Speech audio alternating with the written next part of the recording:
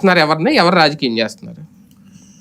వెలగలేరుకి సంబంధించినటువంటి రిజర్వాయర్ ఎత్తేసారా లేదా? గేట్లు 11 గేట్లు. 11 గేట్లు ఎవరు ఎత్తారు, ఎందుకు ఎత్తారు, ఆ వాటర్ ఎక్కడికి పోయింది, ఇది ఒకటి. అంటే ఎత్తడం అయితే వాస్తవమే కదా, అదే అది సమాధానం చెప్పాలి. ఎత్తారా లేదా అంటే ఎత్తకుండా అంత నీరు ఎలా వస్తుంది నేను అంటుంది అదే.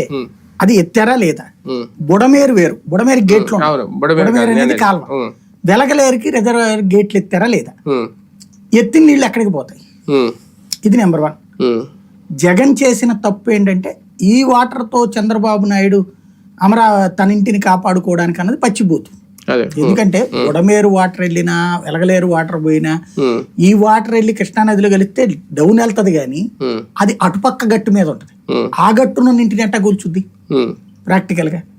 అసలు విషయం ఆ వరద వేరు, ఈ వరద వేరు. వచ్చిన వరదల్లో మీడియా కావాలని హైడ్ చేసింది ఏంటంటే, ఒకటి మొన్న వర్షం వచ్చింది, కొండపోత వర్షం, ప్రతి 2 రోజుల పాటు కుమ్మి వదిలిపెట్టింది.